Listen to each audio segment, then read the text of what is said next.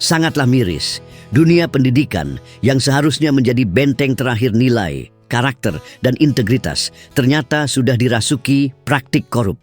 Rektor bersama 2 wakil rektor Universitas Jenderal Sudirman mestinya menjadi teladan bagi ribuan mahasiswa.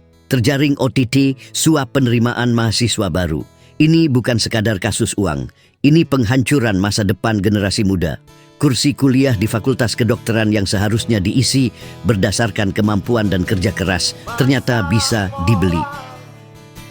Korupsi di Indonesia sudah akut, sistemik, dan seolah tak ada batas. Tidak ada lagi ruang yang steril. Dari kepala daerah, pejabat kementerian, jaksa, hingga sekarang pimpinan perguruan tinggi negeri. Seolah setiap celah kekuasaan, baik di birokrasi, politik maupun pendidikan, selalu ada yang siap menjualnya. Praktik celah ini sudah menjadi budaya, bukan sekadar penyimpangan individu. Dengan pesimisme yang jujur, Indonesia bebas korupsi, jauh panggang dari api. Setiap kali ada OTT besar, publik berharap ini menjadi titik balik. Namun realitasnya, OTT hanya menjadi ritual tahunan yang tidak pernah cukup untuk mengubah struktur. Koruptor datang silih berganti, yang lama di penjara, yang baru langsung menggantikan. Efek jera hampir tidak ada karena hukuman sering terasa ringan dibanding keuntungan yang diperoleh, dan pemulihan aset negara tetap jauh dari maksimal. Pemerintah dan DPR terus berbicara keras soal pemberantasan korupsi, namun fakta di lapangan berbicara lain. KPK masih aktif melakukan OTT, tetapi dukungan politik dan legislatif terhadap lembaga anti rasuah sering terasa setengah hati.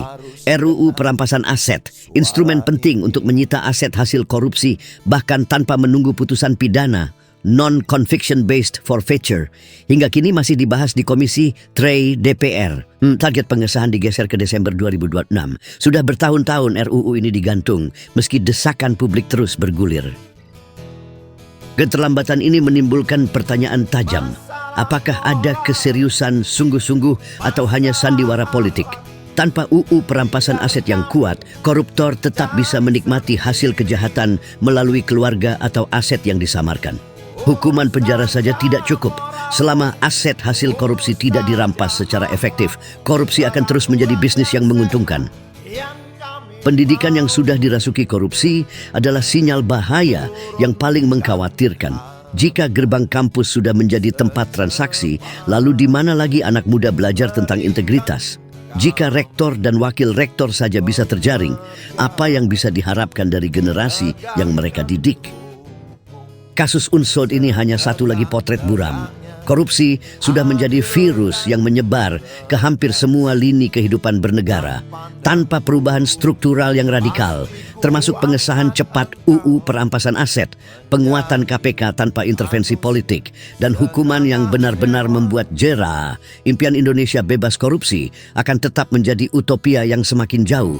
Wahai Presiden kami yang baru, kamu harus dengar suara ini.